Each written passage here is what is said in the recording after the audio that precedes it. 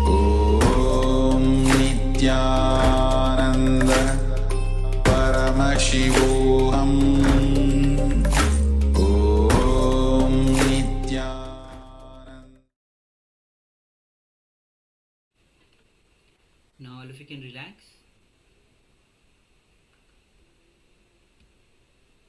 and take a moment to measure the weight of the object that you are manifesting, either on your palms or partner's palms, or you have kept the object away from you. Any combination of power manifestation that you performed now, take a moment to measure the weight of the object. Let us know by how much the weight has changed. And even if you cannot find a noticeable change, still share your power manifestation here in the chat. Acknowledge that Paramashiva is manifesting through you. Requesting all the participants to please be on camera throughout the session. Many people are present who are not on camera. Requesting everyone to please come on camera.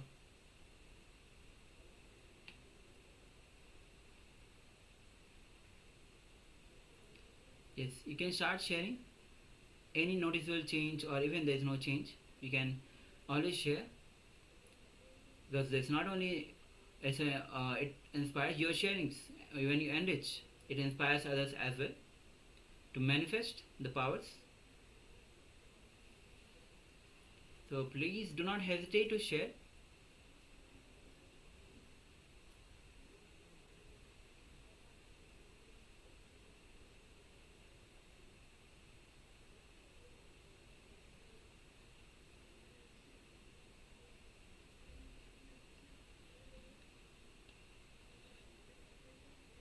Yes. Jaya Kumar Aya Ma Anadyanta Ma Lin Yiting Bu Jechi Aya Ma Lata Ma Jolie Ma Nitya Chakrala Dasturupni. Start sharing. Yes. Jaya Kumar Sundaramurthy is sharing yet to manifest. Okay. Alright. No problem. Martin Highway says, it seems the phone is bit lighter. Great. Thank you. Thank you for sharing, Ma. Ma Chakra Rajsribni says, love hearing Mahavakya during the manifestation, but have measurement tool to verify. Okay, you mean there's no measurement tool to verify. Okay.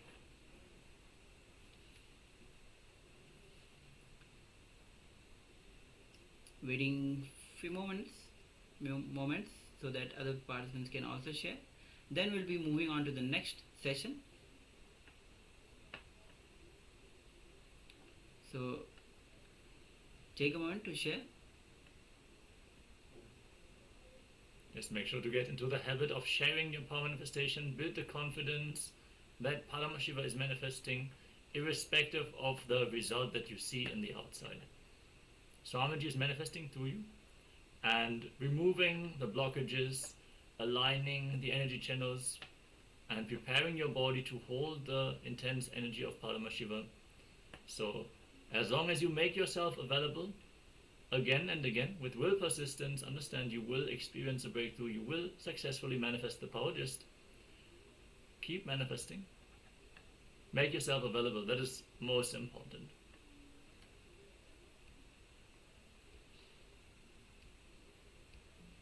Yes. So now let's enter into the next session, which is going to be on purposelessness. When you experience purposelessness, you realize that is the ultimate freedom that you have been looking for. So now Swamiji will be revealing the truth about the purposelessness of the existence itself and how to get liberated from karma. As today we have been going through elaborately about the karma, discussing types of karma and various dimensions of karma, and how we get affected by karma, and how bringing awareness, infusing awareness to every action that we perform, we can, when we live fully, there will be no karma. And of course we have Swamiji has revealed so much. Now let's enter into the stage where you'll be realizing the purposelessness of the existence itself and getting liberated from the karma. So let's begin.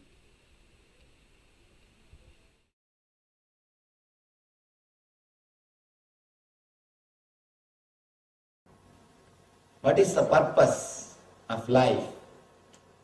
The moment you understand life is purposeless, the moment you accept the beauty of purposelessness, you will realize the meaning of living. Life has no purpose, but it has meaning. Purpose is different, meaning is different. Purpose means the goal orientation. You always think about the goal, running. Suddenly one day you just drop dead. The more you are goal oriented, more you will miss the life. Purpose is different and meaning is different. When I say the word meaning, living itself is a meaning. Come to this moment. Path itself is a life. Path itself is a meaningful thing. There is no such thing. In the end, you will be happy. You always postpone the joy.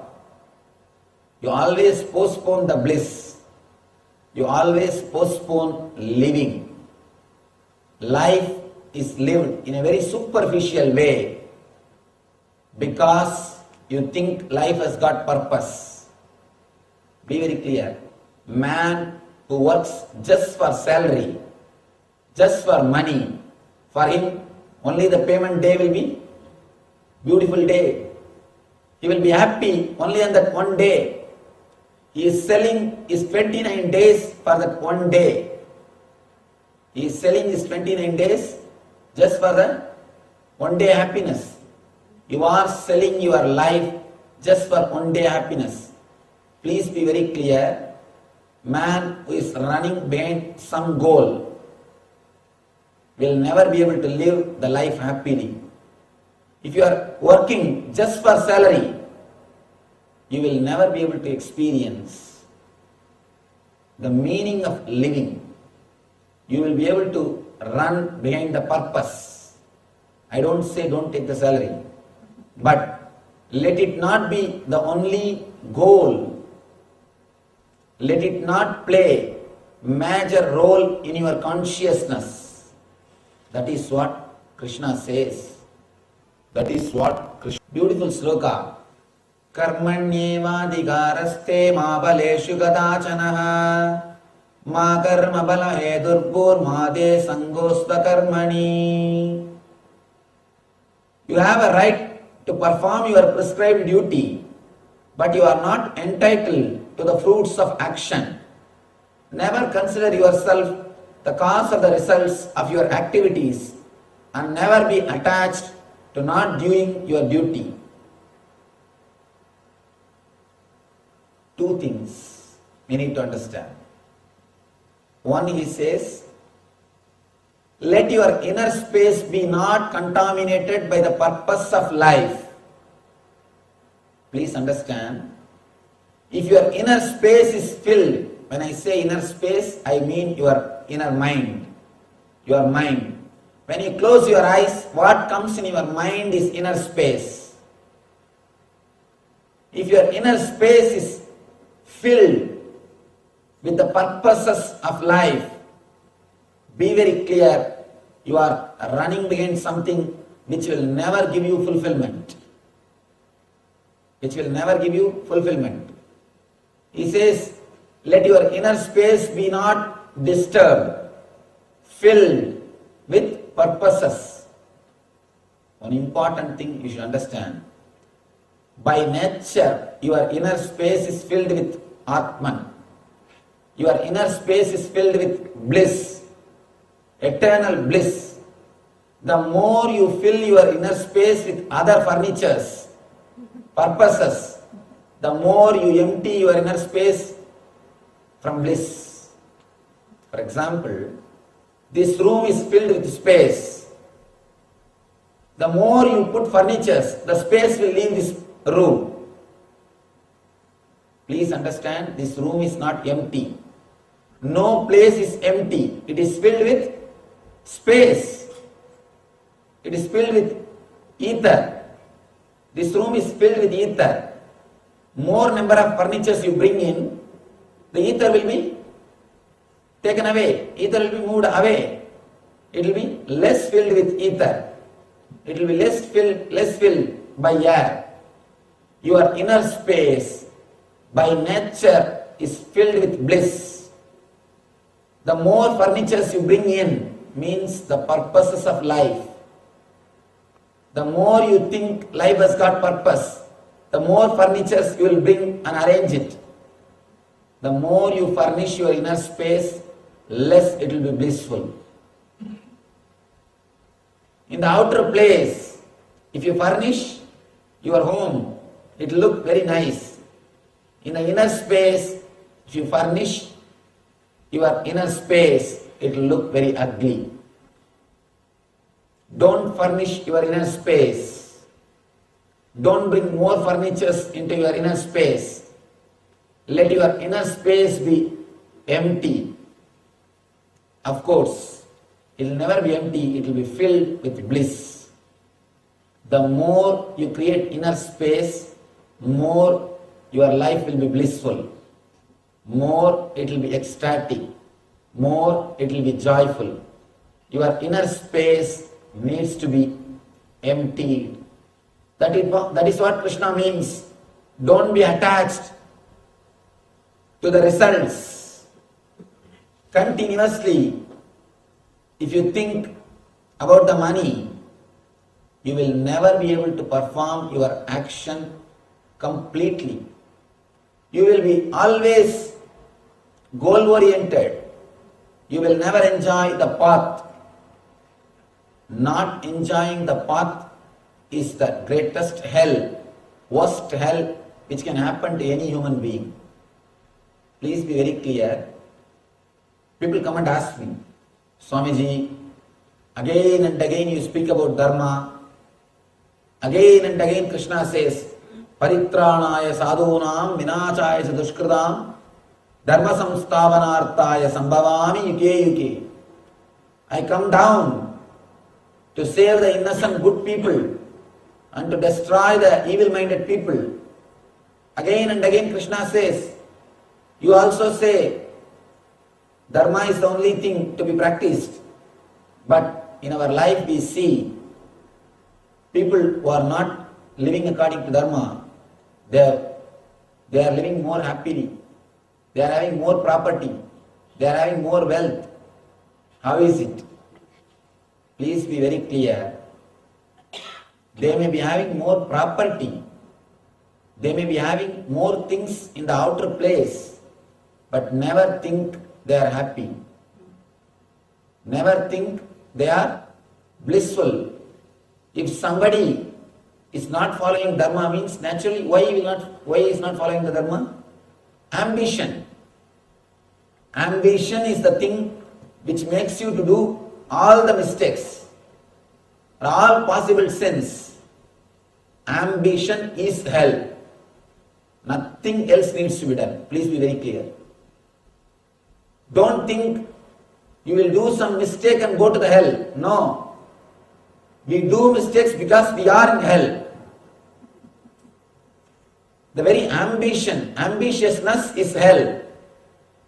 There is no need for a separate hell. Don't think we will reach to a separate place called hell in the end of the life. The very ambitiousness is hell. People do mistakes because they are in hell.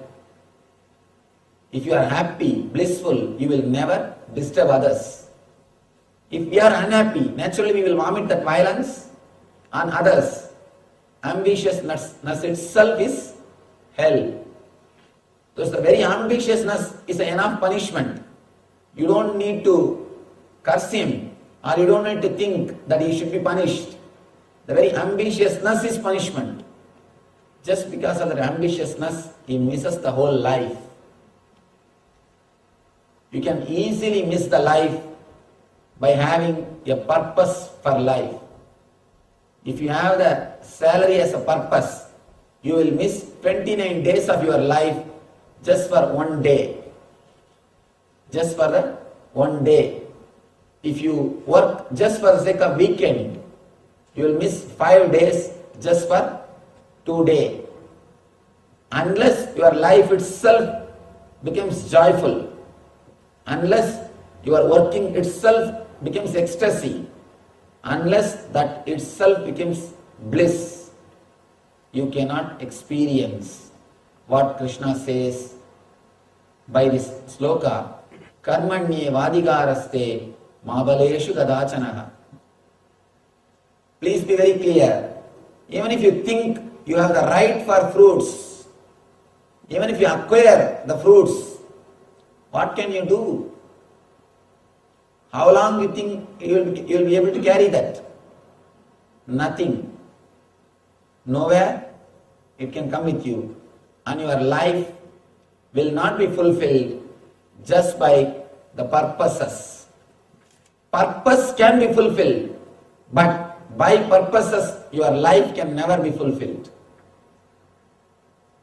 In our life, please be very clear, when you carry purposes in your life, you are not living. Purposes are living through you, that's all.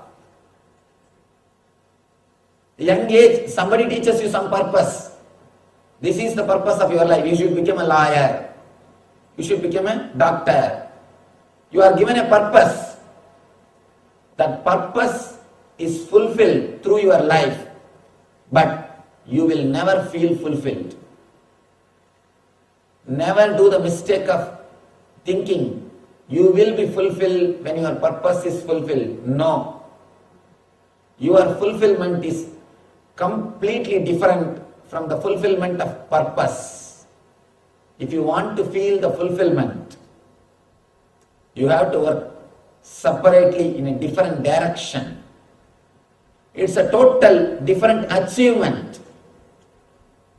It's a total different dimension of your life. Fulfilling your purpose cannot give you the fulfillment. If you want fulfillment of your being, listen here what Krishna is saying. Here Krishna starts the Karma Yoga. Na karmana manaramban naishkarmyam purushosnute na cha sannyasa deva siddhim samadhigacchati. Not by merely abstaining from work can one achieve freedom from reaction, nor by renunciation alone can one attain perfection. Beautiful. I think Krishna is the first and last master, as far as I know, because no statement can be ultimate truth. We can only say as far as I know. As far as I know, Krishna is the first and last master who declared the truth as it is. Two things. Always the people who are in the politics, people who are in the outer world, they know the characters or the truth or the techniques to achieve success in the outer world. People who are in the spiritual world, they know the techniques to achieve success in the spiritual world. But Krishna is both. Krishna is the only master who is enlightened man and a king. He knows how to give a technique to achieve the total success in the outer world and in the inner world. How to furnish your outer space and how to keep empty your inner space. That is the whole life. The whole Gita is only one idea. How to furnish your outer space to the ultimate luxury level and how to keep your inner space to the ultimate blissful level. Keeping your inner space in a eternal bliss and and keeping your outer space in ultimate luxury. Krishna is the only man who has produced formula for inner space and outer space together. You can't expect this from a Buddha, because Buddha has given up the outer space. He lived with just 3 pieces of dress, and he lived a life of a monk. So whatever he produces, whatever formula he creates, will lead you only to that state. But Krishna has lived like a king. Krishna has lived not like as a king. Only Krishna can give a practical instruction. Only Krishna can create a manual for practical spiritual living. All other masters, their manual is useful only for monks who are sitting in monasteries. Only Krishna's manual is useful for the people who are living the life. Here he says, not merely abstaining from work can one achieve freedom from reaction. You can't achieve freedom from reaction by moving away from the work. I have seen one monk, he was considered as a great Paramahamsa because he will never get angry. His greatness is, people thought he never gets angry. There is no need because he is sitting in Himalayas. He was sitting in Himalayas, people are there to give food for him every day. Morning somebody brings breakfast, noontime somebody brings lunch, and night somebody brings dinner. Somebody gives him clothes. What is the need for getting angry? There is no need. He is respected because he never gets angry. Usually, human beings always respect if somebody does something which they can't do. If you want to become respectful, if you want to have the respect of the society, just do something which others can't do, that's all. Any foolishness. Of course, if you see this Guinness record on all these world records, there are so many foolish things which you can never imagine. Which you can never imagine. Do anything which others can't do, you will have the respect. So this person is considered to be a great person, great Paramahamsa, just because he never shouts at anybody. Of course, nobody thought there is no need. There is no need for him to become angry because he is sitting in Himalayas. Somehow, somebody inspired him. Master, let us go for a Kumbh Mela in Nasik. There is a Kumbh Mela program in Nasik. Let us go to that program for Kumbh Mela. Biggest gathering in the whole humanity happens in India. Every 4 years it happens. Every 4 years, biggest gathering in humanity happens in India. Not only spiritual gathering, biggest gathering. The other day, in TV I saw, leader of particular religion died. Some 2 million people gathered, 20 lakh people gathered. So many TVs are declaring this is the biggest religious gathering. I thought, what is happening? In my village, every year people, 20 million people, 2 million people gather. In my village, every year, for local festival, 2 million people gather. I was surprised. Even international news channels are saying, world's biggest spiritual gathering. I was just surprised. Every 4 years, In Kumbh Mela, 70 million people gather in India. 70 million. Last Kumbh Mela is attended by 70 million people. They convinced him to come to Kumbh Mela. After he came to Kumbh Mela, when he went back, all his disciples left him. Because when he came down from the Himalayas, when his routine was disturbed, only then people understood he can also shout at others. He can also get irritated. He also gets angry. Please be very clear. As long as the situation doesn't come, all are great saints. Everyone is saint till the opportunity is given. Till the opportunity is given. Only when the opportunity comes, you can judge whether he is real saint or escapist. Abstaining from work or moving away from work cannot give you the freedom from reaction. To have the freedom from reaction, your inner space needs to be purified. Your inner space should become empty. You need to remove the furnitures from inner space. Renouncing the furnitures in the outer world is not going to help you. Renouncing the furnitures from the inner world only is going to help you. The idea of purposes, thinking that life has got purpose, should be renounced.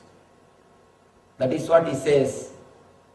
Just by renouncing, just by outer renunciation, perfection can never be achieved. Perfection can never be achieved. One more thing. If you renounce the outer world, the more you will be thinking about the outer world. If you renounce the outer world, more you will be thinking about the outer world. A small story. One enlightened master and his disciple, both of them are walking near a river. They are supposed to cross the river to go to their monastery, their ashram. On the way, young lady was standing. She wants to cross the river. She is afraid. She asked the enlightened master, "Master, can you help me to cross this river?" He said, "Why not? Please come." He just lifted her and crossed the river, left her and said bye and reached the ashram. The disciple was seeing the whole scene. He is not able to digest the whole scene. He is burning, maybe jealousy. He is not able to digest. After reaching the ashram, he is not able to control himself. He asked, "Master, you are a sannyasi. How can you touch a woman, that also young woman, and carry her throughout the river? How can you do that?" Master just turns, smiles at him and says, "I left her long ago. Why are you still carrying her?" "I left her there itself. Why are you carrying her still? Why are you bringing her here?" Please be very clear.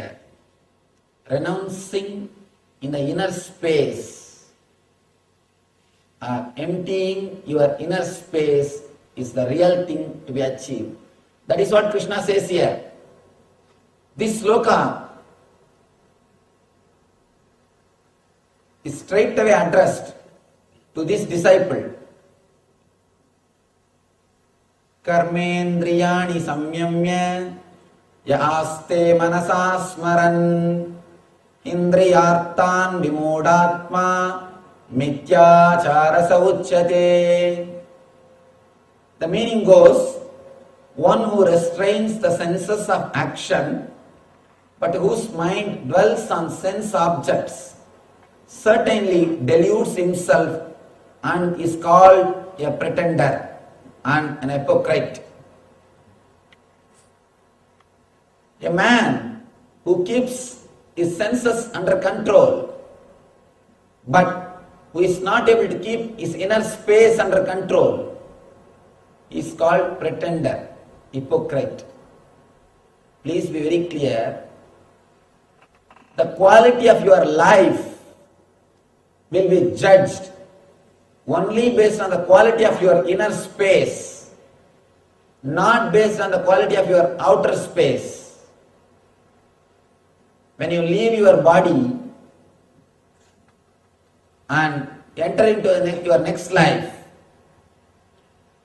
nobody is going to see the accounts of what type of car you drove, in what type of house you lived, how much of bank balance you had. No, these accounts will not come with you. How you live, how your inner space was there. What is the quality of your inner space when you lived? Only that you are going to carry. That is why they say, you are going to carry only the samskara, means the karma, the inner space with you, not the outer space. One more beautiful story from Ramakrishna.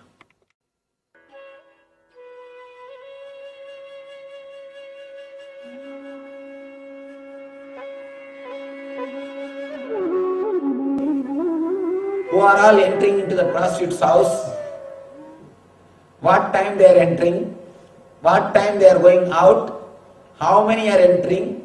He will keep all the counts because no other work, what to do?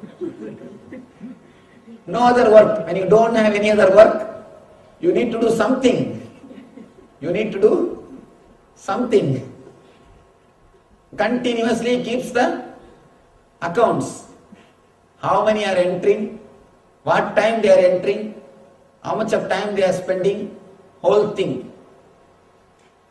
I think he is almost like a diary maintainer of that prostitute. He maintains a complete diary of who comes, who goes, who are the regular visitors, and who comes once in a while, rarely. Whole day is thinking about what's going on there. And that lady prostitute, she lives in a different way. She thinks, my life, my swadharma is this. This has been given to me as life. I don't know any other profession.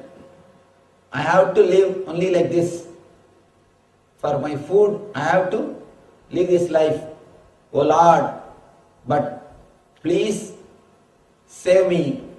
Let my mind and heart be at your feet. She is deeply devoted to God. Her inner space is filled with divine. Her inner space is filled with God's name. Her inner space is filled with the divine love. Life goes, after some time, suddenly, unfortunately, both of them die in the same day. This monk and prostitute, both of them die in the same day. Story is beautiful. Both of them reach the Yamadharma's court for judgment. First,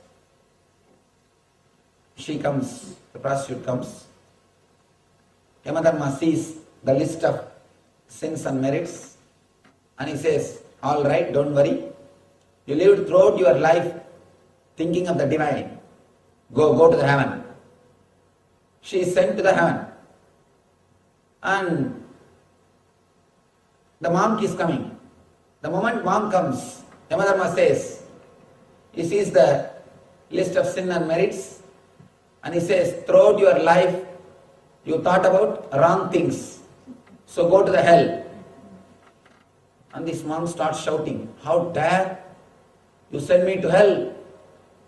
And you know he's a professional preacher, and you know he knows how to shout. He starts shouting, I'll sue you. Maybe he must be visiting America many times. Often. I'll sue you. He shouts. Yamadharma says, please relax. Here up in the heaven, we don't bother what you do.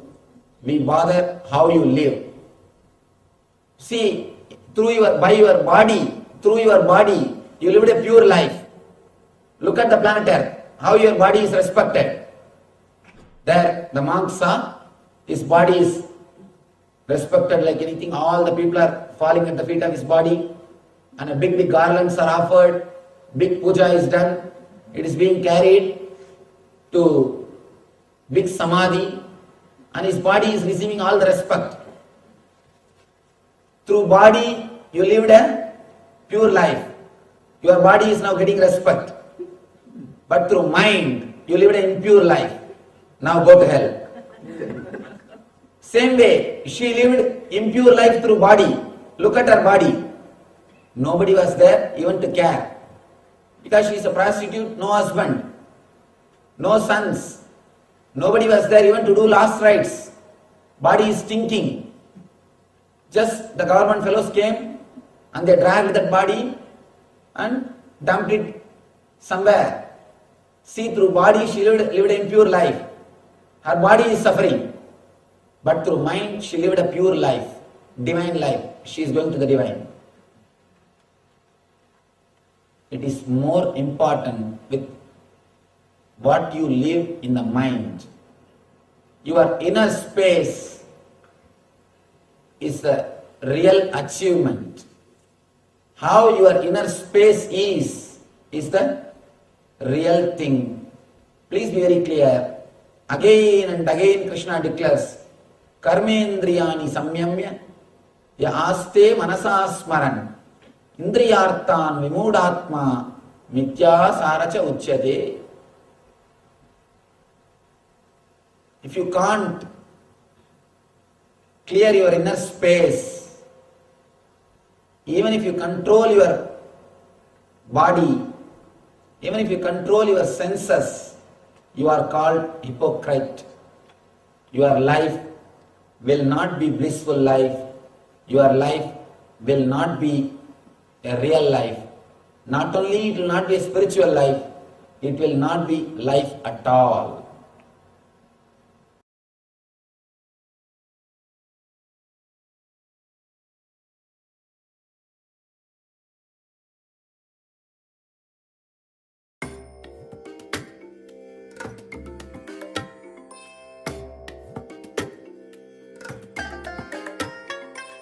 I bless you all. Let you all open all your three eyes and manifest the powers of Mahasadashiva. Om Nityananda Paramashivam. Om Nityananda Paramashivam.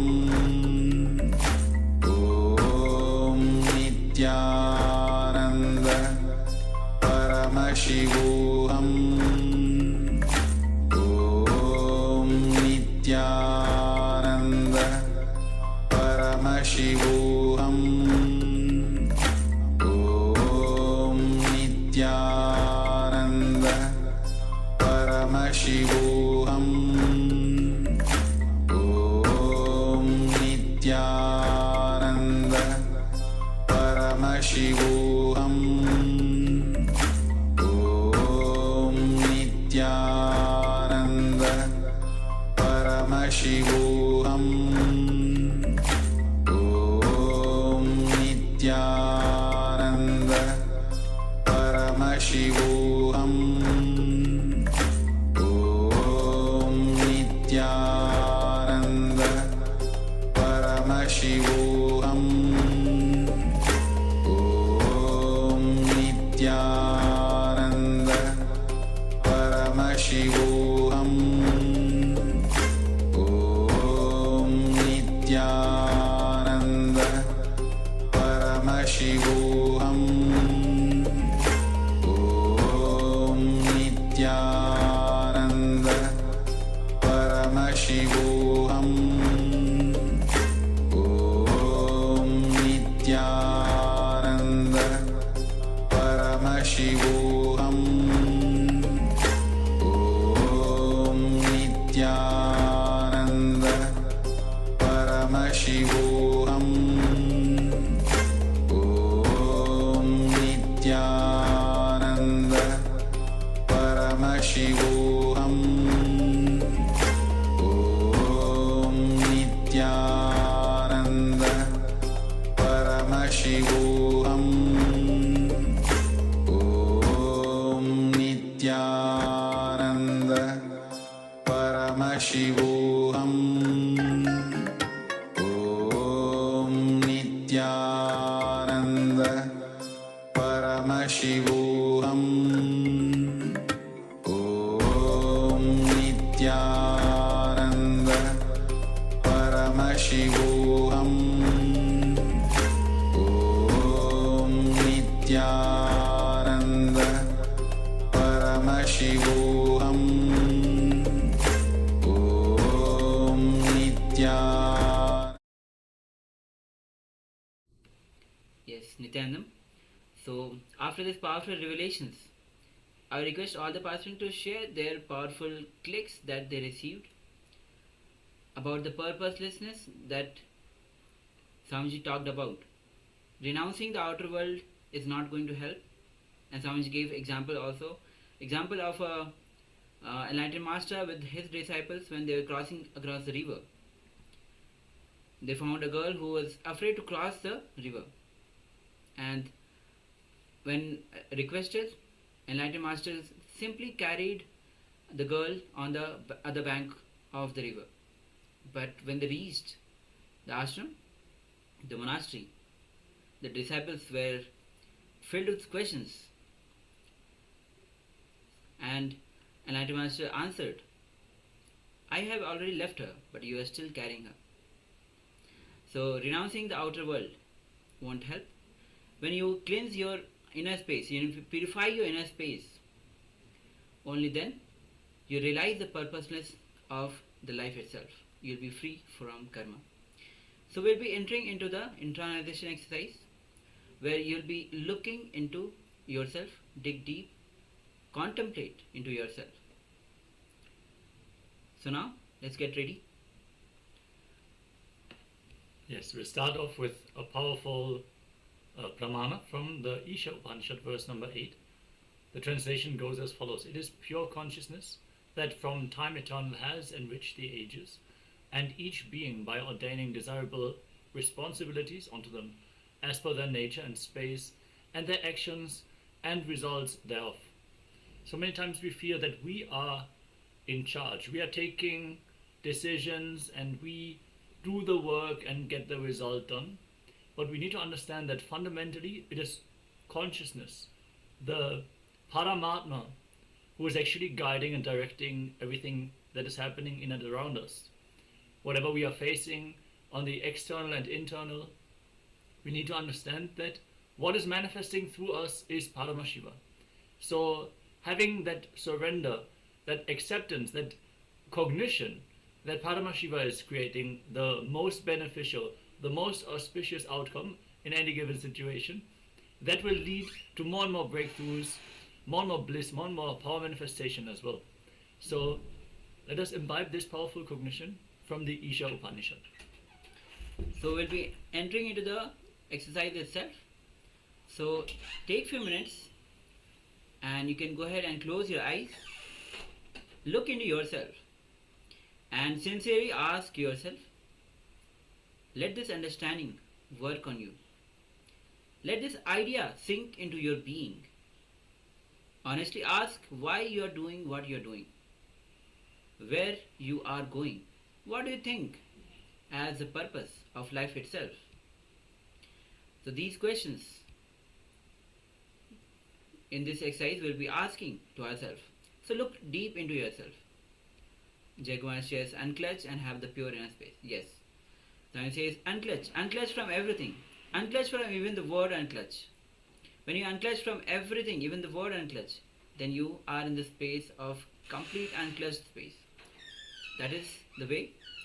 And now let's enter into the first step. From the Upanishads we have learned that it is all about the pure questioning, asking the right questions to yourself and questioning your very belief, the foundation on which you make your decisions. So let us sit in a contemplative mode.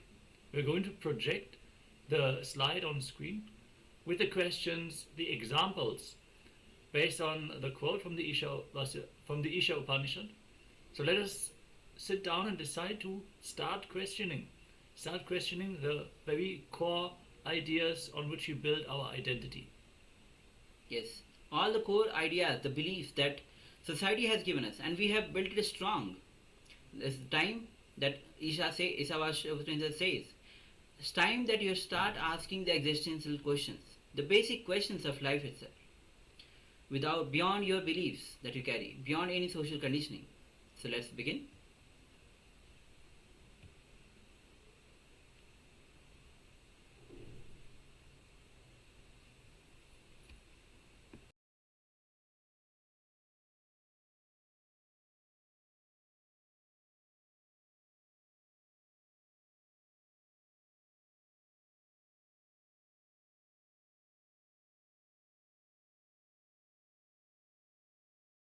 Yes, sorry for the technical glitch.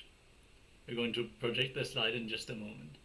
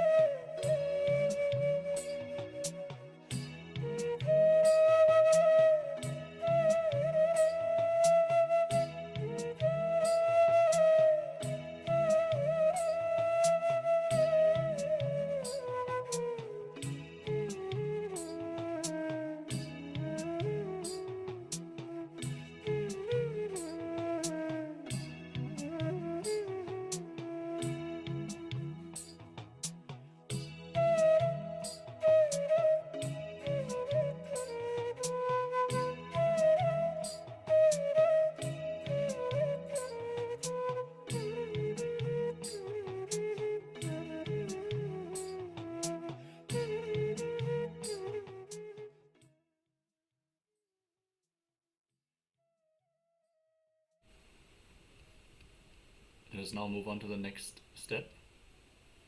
Take a few minutes and look. Whatever you think as purpose, even if you achieve it, it is not going to be with you. It is not going to stay with you. The beauty of the whole existence is purposelessness. Contemplate on the purposelessness of existence.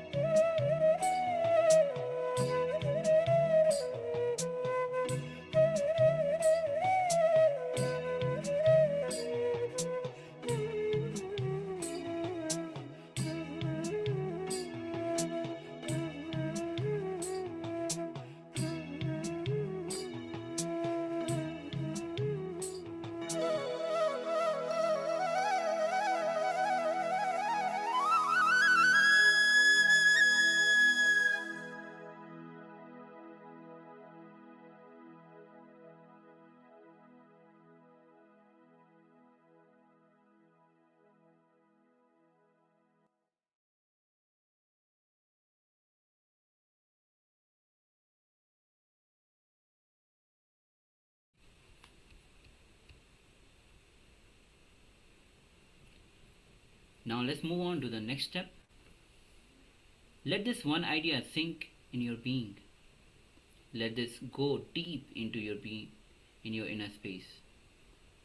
Let it do this alchemy on you. Please continue.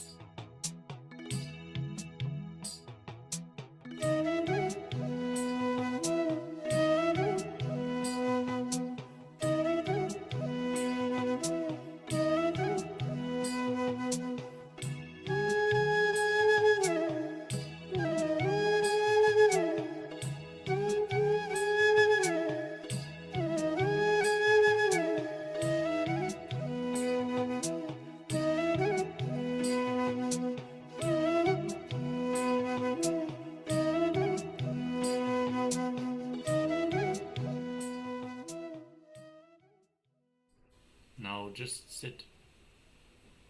Don't create anything in your inner space. Just relax. Unclutch from the idea that you need to contemplate on anything. There's nothing that needs to be achieved. Just relax into the purposelessness of existence.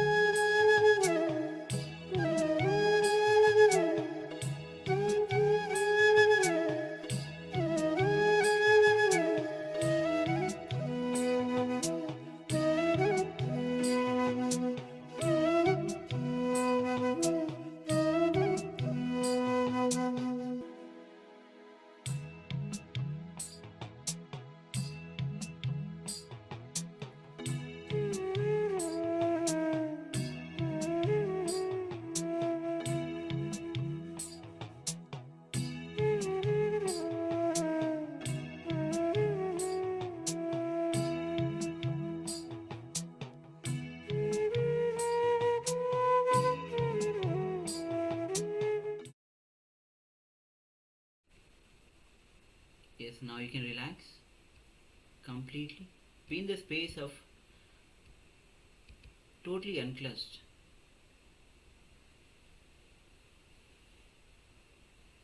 We're now going to move on to the next segment.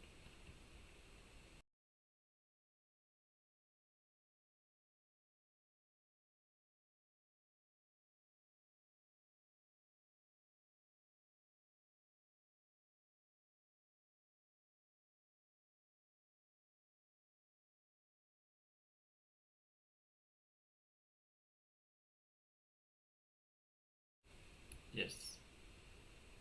As we're going to get ready for the final jnana segment of the day, we have covered the importance of the inner space. Swamiji repeatedly has shared that all the outer world success, all the outer world happenings, in the end they don't stand against the quality of your inner space. So whether you are free from the shackles of karma, whether you are bound, suffocated by the mess that you are creating in your life, it does not at all depend on the outside world, as Bhagavan Shri Krishna has demonstrated so beautifully. You're completely unclutched from the external happenings. Any lifestyle can be lived, but to cultivate that kind of inner space, that is why even all of you are attending this very program. All of Swamiji's teachings, they lead us to increase the range of free inner space. Get some extra acres of free inner space so we can handle the ups and downs of our life.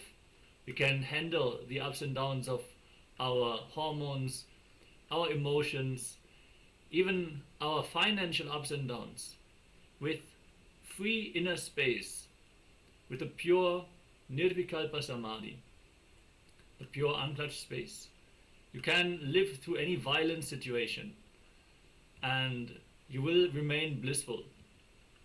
So let us now listen to Swamiji directly, how the quality of our inner space is directly linked to the karma and how it is having its grasp on us. So let us all settle down for this very powerful final jnana segment of the day.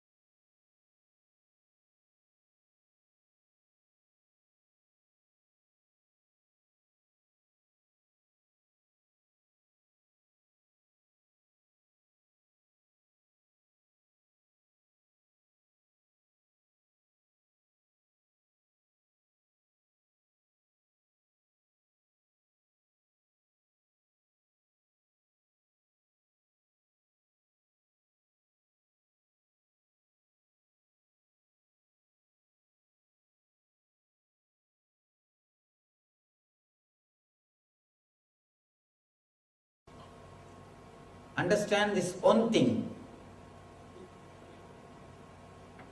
Just understanding this one single idea can transform your whole way of thinking, can transform your whole way of working, can transform your whole way of living. When you understand there is no purpose in totality, you will start enjoying every single moment. You will start living intensely every single inch. Every moment will become meaningful.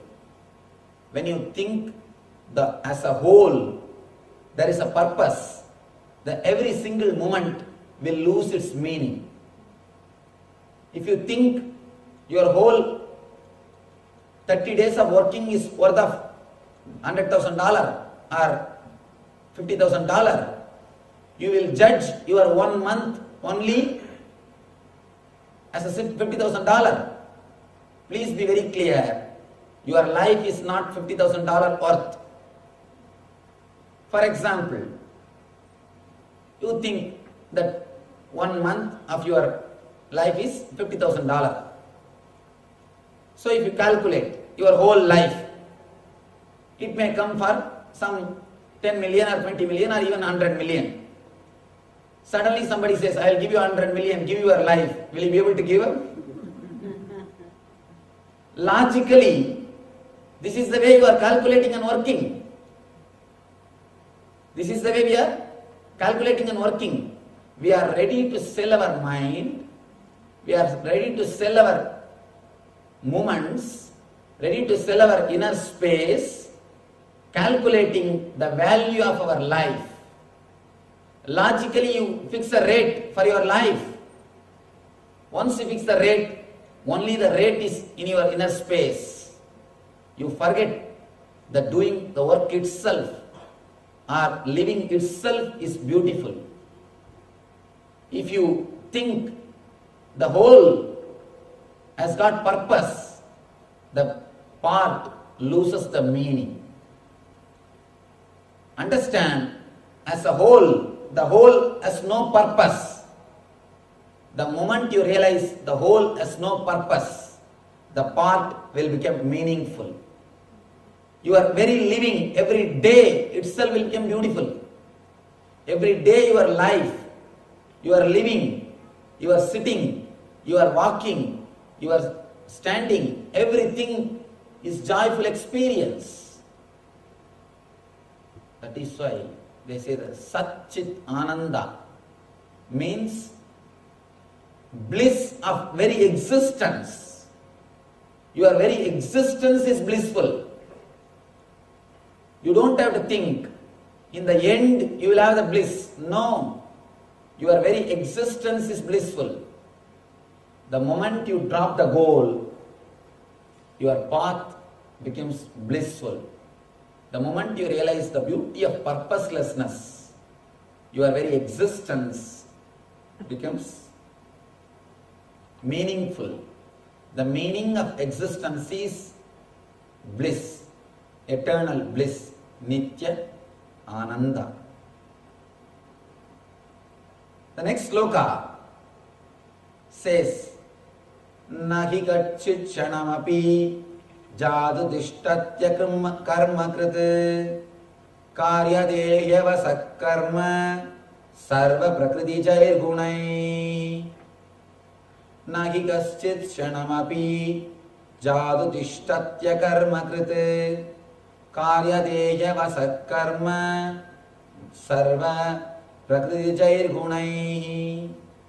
Everyone is forced to act helplessly according to the qualities he has acquired from the modes of material nature. Therefore, no one can refrain from doing something, not even for a moment.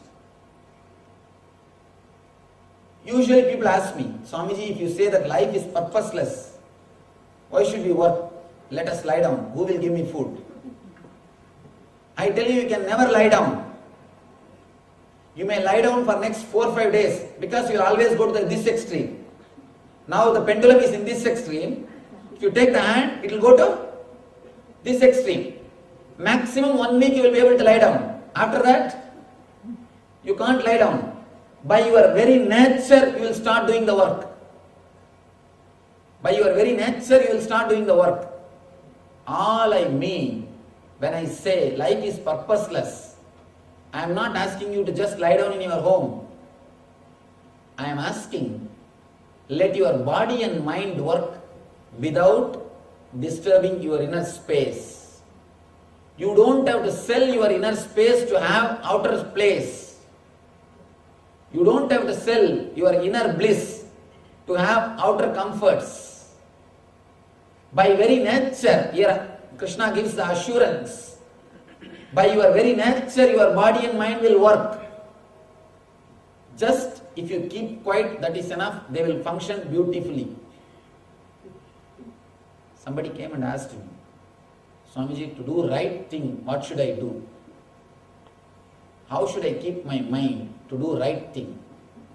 I told him, just keep quiet. Automatically your body and mind will do the right thing. Just if you get out of your system, that's enough. Divine will get in. All we need to do is just get out. Divine will get in. By nature, he says, Prakriti Jair Gunai. By very nature, your body and mind knows the right thing. But you never trust your body and mind. You never trust your body and mind. You always trust your ego, which finally dumps you in the dustbin. But you never trust the body and mind. Be very clear. Your body and mind by nature will do the work. All you need to do is keep quiet, relax from your ego. Don't think your inner space is needed for the outer work. The person who understood what is Nitya and what is Anitya, the person who understands what is eternal and what is ephemeral and relaxes into the eternal is always in eternal consciousness. He always resides in Nitya Ananda. Krishna says, a man who relaxes into Nitya Ananda and does his job, does his work, he is Karma Yogi.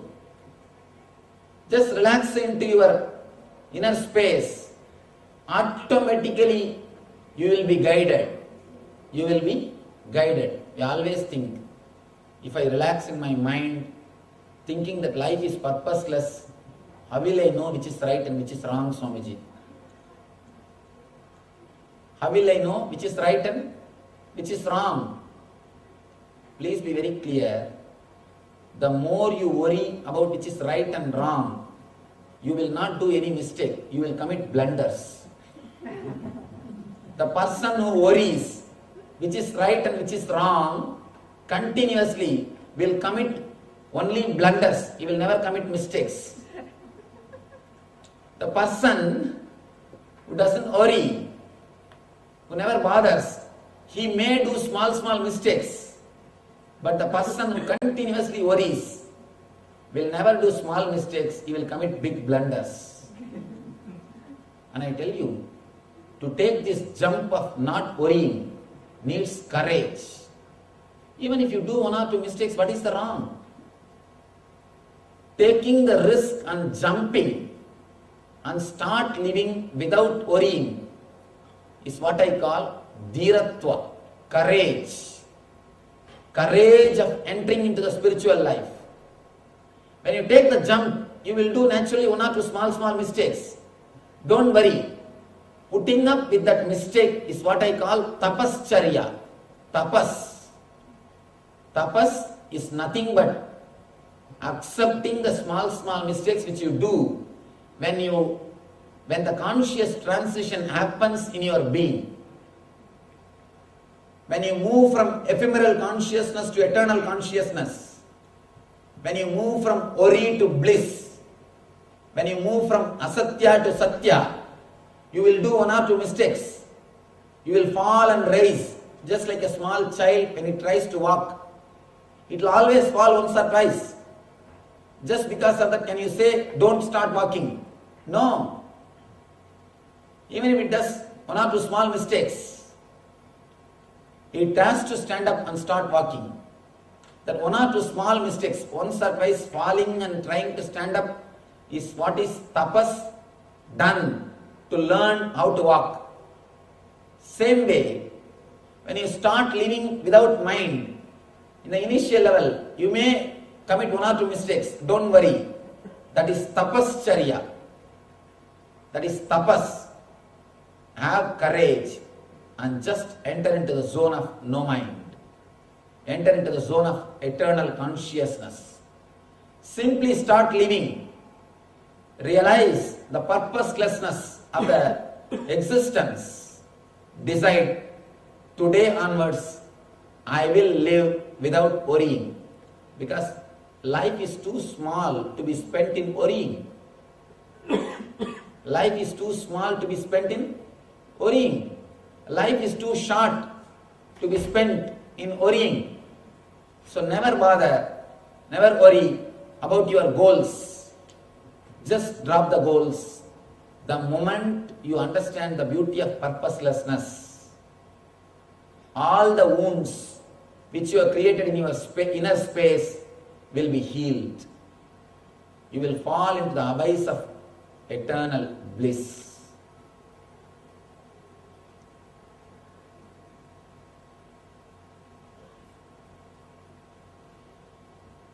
Next, Krishna says, this is one of the important point, one more point, he clarifies.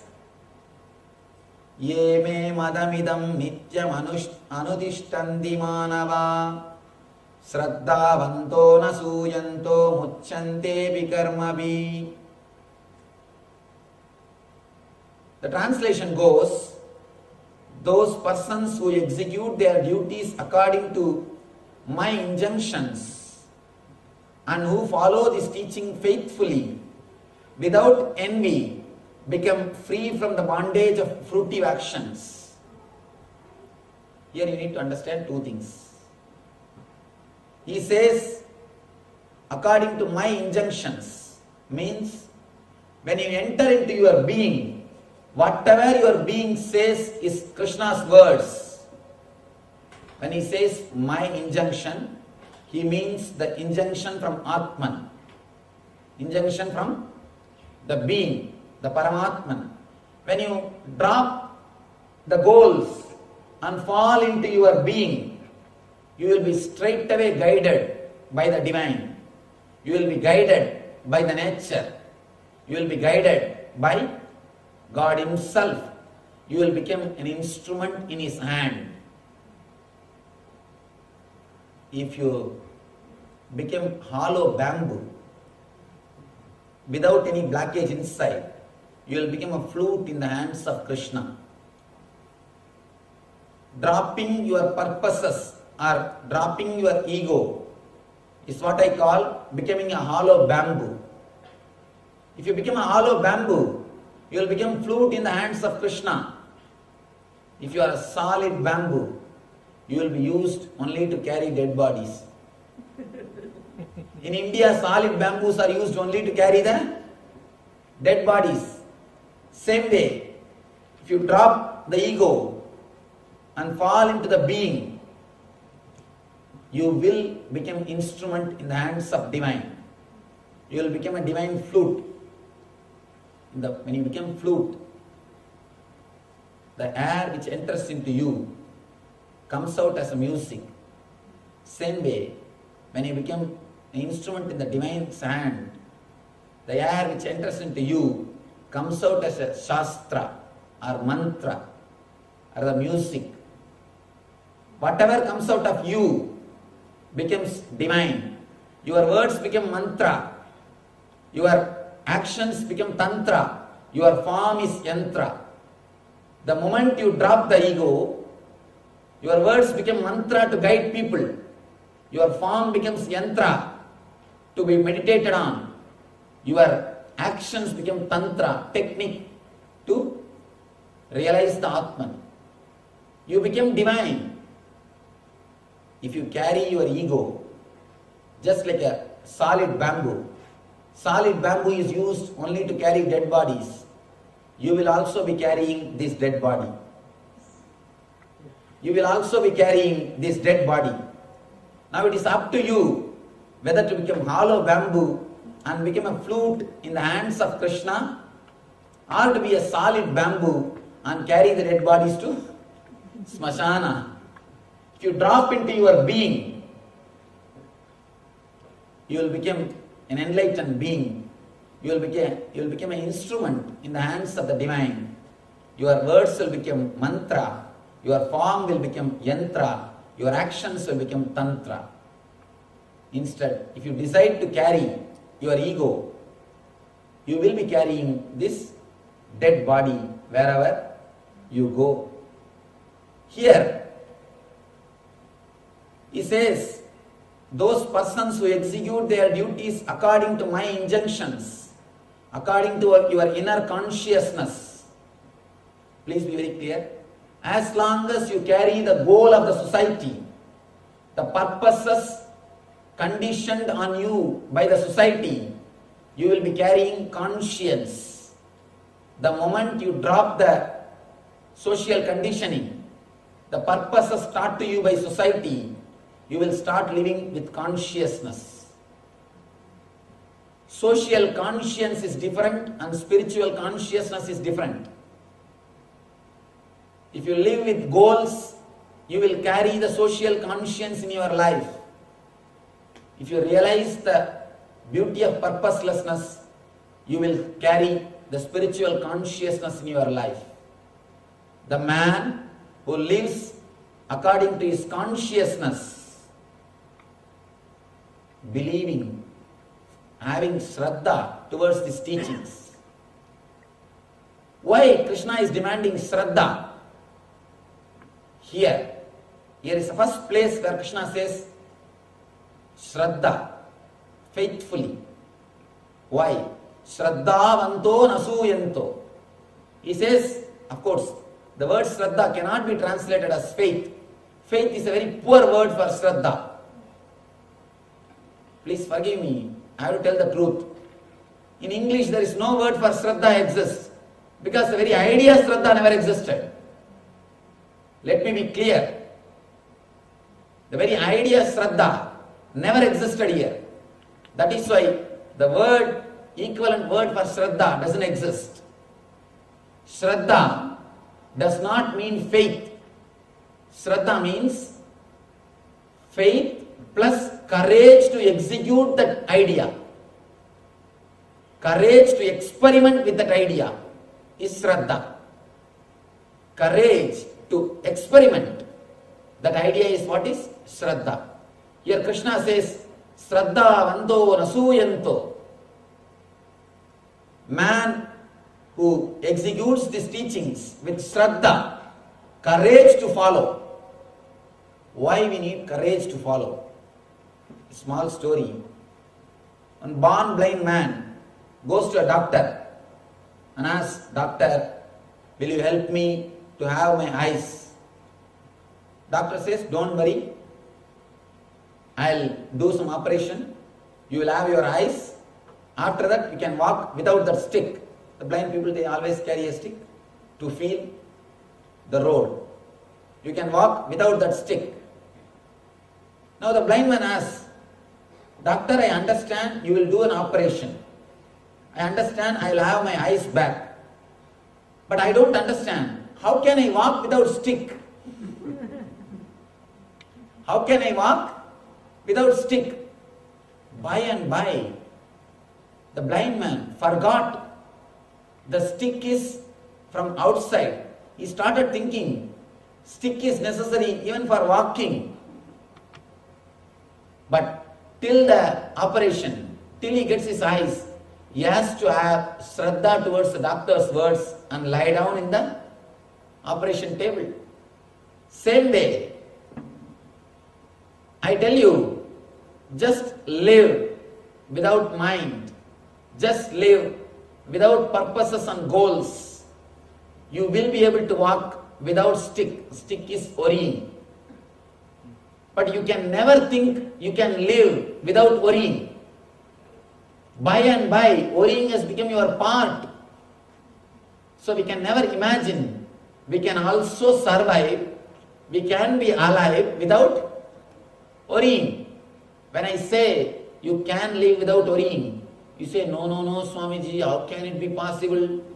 If I don't worry, what will happen to my children? What will happen to my house? What will happen to my wife? What will happen to my family? What will happen to my property? What will happen to my lawsuits? Please be very clear. Never think because of you, your life is going smoothly. In spite of you, it is going smoothly. Understand? Never your life is going smoothly because of you. In spite of you, it is going smoothly.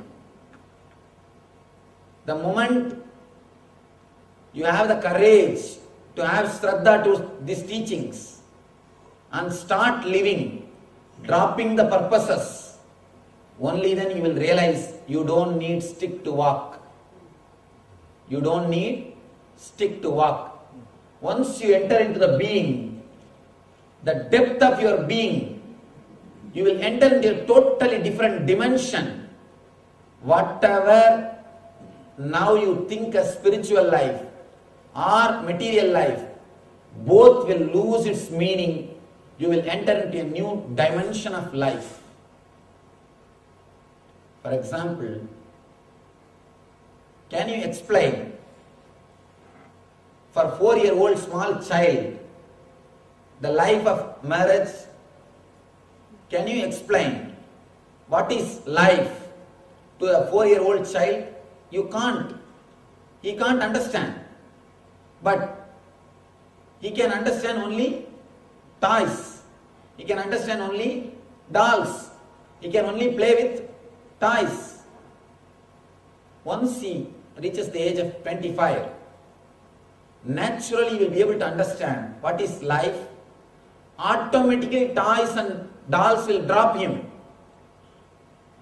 Do you feel that you are missing your toys? Do you feel that you have renounced your toys? No. The moment you grow, you start experiencing the different dimension of your life. When you experience a different dimension of your life, automatically the small things drops you, and you drop them, they drop you. Not even you dropping them is important, they dropping you is important. You dropping smoking is not important, smoking dropping you is important. When you enter into your being, when you enter into the purposelessness of life, the whole so-called material life and spiritual life drops you, and you enter into a different dimension of life, a new dimension. That is what I call quantum spirituality or eternal consciousness. You reach the eternal bliss. You start living in eternal bliss. Now you may have a serious doubt. How can I walk? How can I live without worrying? I tell you, your doubt is nothing but the same doubt this blind man is asking. How can I walk without stick? You cannot convince that blind man you can walk without stick till he gets the eyes. Only after he gets the eyes, he will be able to understand he doesn't need stick to walk. Same way, only when you reach the being, you will understand you don't need worries to live. You don't need mind, you don't need worrying mood to live. Till you reach the being, you need to have Shraddha. Till you get your eyes, you need to have Shraddha and lie down in the operation table. You need to allow the doctor to work on you. That is the reason Krishna is asking, Shraddha vanto nasuyanto. Next word, beautiful word, anasuyanto, means without envy. This is an important thing. Whatever I said, every one of us are able to understand. It's really great, Swamiji. What you said is right. But suddenly the moment one thought comes, my brother has purchased 2 houses. My sister is getting new big car. How can I live just like this? The moment you get some thought, he is having that, he is having this, what happens? All your spirituality, all your purposelessness, all your spiritual philosophy, everything just disappears. You are again on the same rat race. He says, without envy. Envy is the thing which puts you again in that same rut. In the same rut. One great problem in the rat race is, even if you win, you are a rat. Even if you win, you are a rat. Nothing more than that. Please be very clear. The moment envy, jealous enters into your being, whole thing disappears. You start again running into the social conditioning. You start running behind the purposes. You start running behind the goals. Envy or jealousy is the thing which makes you run like a rat. Run like a rat. There's a beautiful, another one idea in Tantra. Maya Shakti. This Maya makes us all dance just with this one stick called jealousy. Have you seen the monkey charmers in India? The roadside,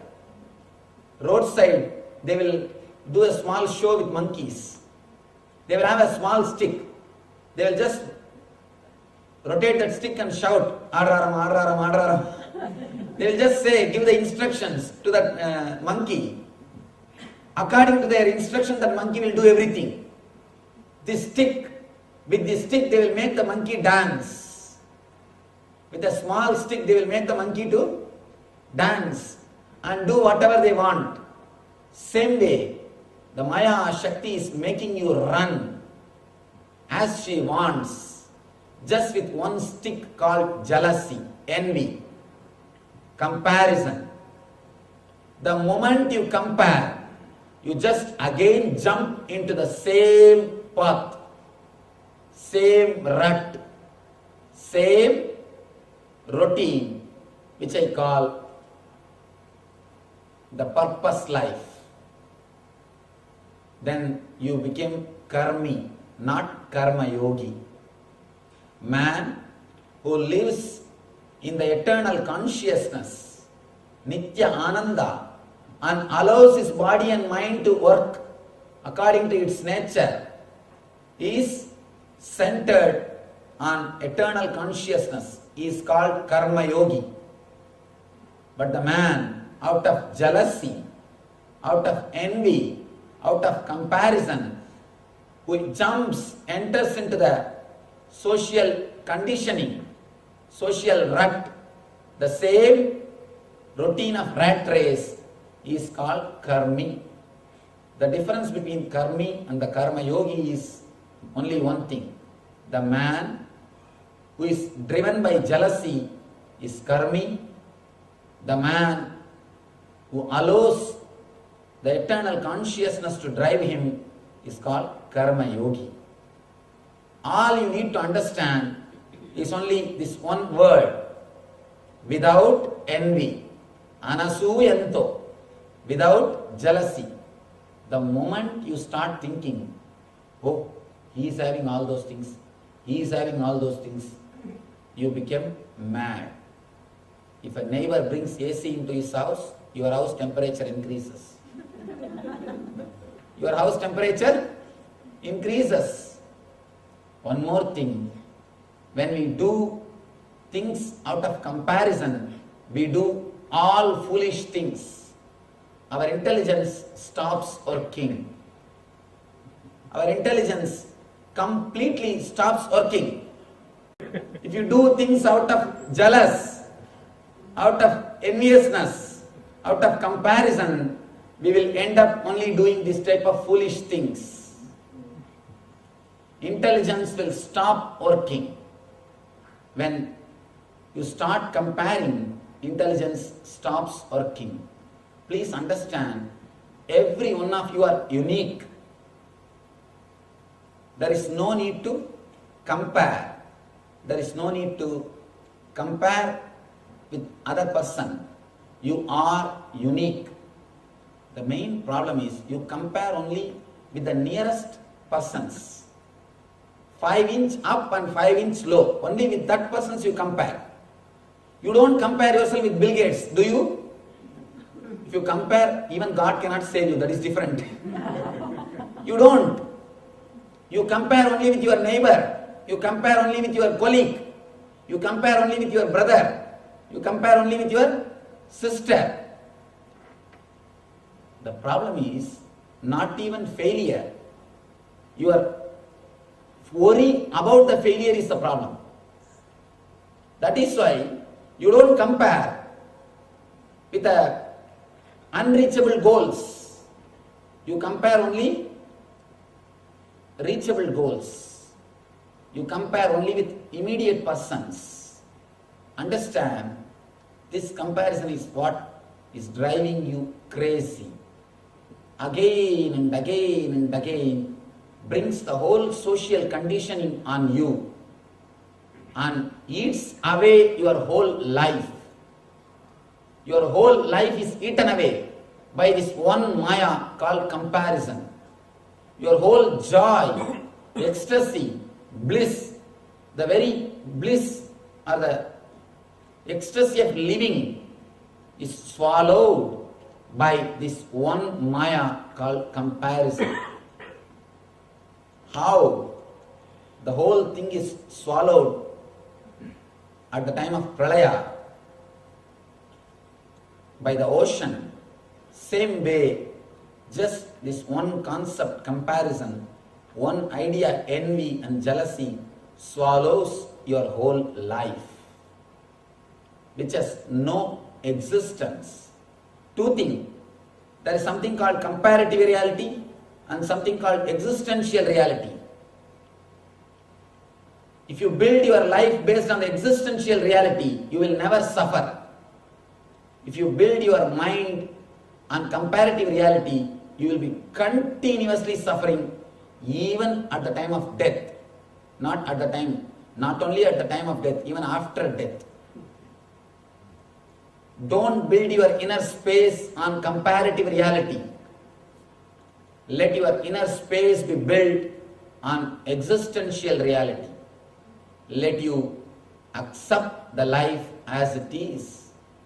If you build your life on existential reality, you will live your life blissfully in eternal consciousness as karma yogi.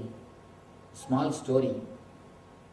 One guy comes to the bar with a big smile, big grin is in his face, and asks the bartender to serve drink for the whole house freely. Give drink for everybody, I'll pay you. Bartender serves and asks, it's so nice, I'm very happy, you did a good thing for everybody. May I know why you did this? He said, I am very happy today. I have grown taller than my younger brother. I have become taller than my younger brother. My younger brother used to be taller than me. So always people tease, you are elder or he is elder. So I had a problem. Today I have grown taller than my younger brother. And younger brother taller than you is really problem. If elder brother taller than you, it can be at least tolerated. Younger brother taller than you is too much. Today I have become taller than him. He asked, how? In this age, how suddenly you have grown and become taller than him? No, I have not grown. He met with accident, his both legs have been amputated. When you compare, when we live with jealousy, when our life is based on comparative reality, please be very clear, we end up only in this type of things. Let your inner space be built on existential reality, not on comparative reality. So,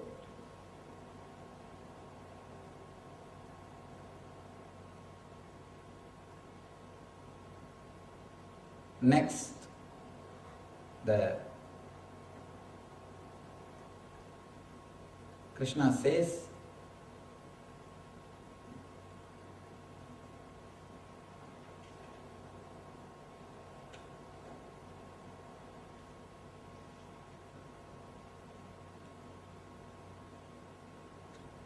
beautiful thing. Tasmadasaktas sadatam karyam karma samachara asakto hyacharan karma paramapnodi purushaha. Therefore, one should do his duty without being desirous to the rewards of action, for by working without attachment, one attains the supreme. The whole essence of Karma Yoga. So understand, because of all these reasons, drop your attachment to the purpose, drop your attachment to the goal, and live the happy life, live the life blissfully. You will achieve the supreme. Tasmad asakta sadadam karyam karma samachara asakto hyacharan karma paramapnodi purushaha. He says, you will achieve the supreme, you will achieve the eternal consciousness, Nitya Ananda. So, let us pray to the ultimate divine, Parabrahma Krishna, to make us all understand his great message, to make us all imbibe him in our being.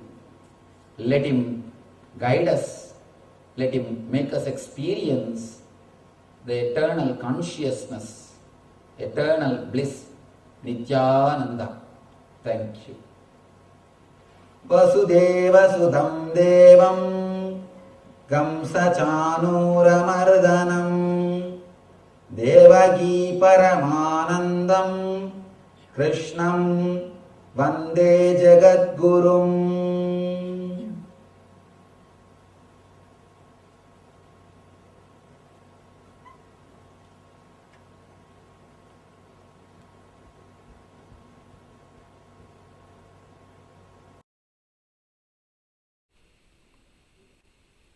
Yes.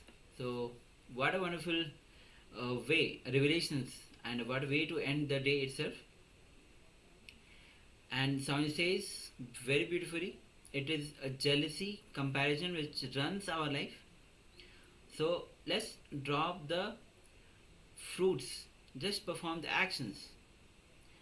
And also, you can share the powerful cognitions that you receive. I'm sure that you must have received so many powerful cognitions from this revelations. So also, if you want to share, please go ahead and share. Yes, let us take this one thing from this day, all about karma and the various different ways we get entangled. That if we drop the relative existence, the relative comparison, since like Swamiji shared, we are not comparing ourselves to the highest possibilities, nor to the lowest possibilities. We are only comparing ourselves to what is directly close to us. So we neither grow too much, nor do we actually see how much we have grown already. So if we can drop that relative comparison and just rest in the being that what actually is, then that karma wheel can actually be broken just like that. Yes, so Jayakumarji is saying wonderful truth. Thank you, Swamiji. Gratitude, eternal gratitude. Thank you, Maharaj, both. Okay, thank you. And Marcia says so much of emojis. Gratitude. Thank you for sharing. So with this, we have come to the conclusion of day 17 of Paramashivamam level 1. Tomorrow again we'll be coming back with, and the day itself will be starting with the yoga. So do not miss the yoga. Yoga is, Swami says, a spiritual routine is a direct way to Kailasa, and yoga is, and of course it is to align yourself to the cosmos, and at the physical level also it helps you a lot to manifest in your life. So with this, we'll be ending with the Yes, just on that note. All right. Okay, That is great that you're doing the yoga every day. That's very important.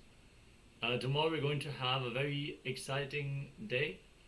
We're going to have the Dakshinamurti Bhava Samadhi Darshan, and the theme of tomorrow's Paramashivamam level 1 will be enlightenment guaranteed.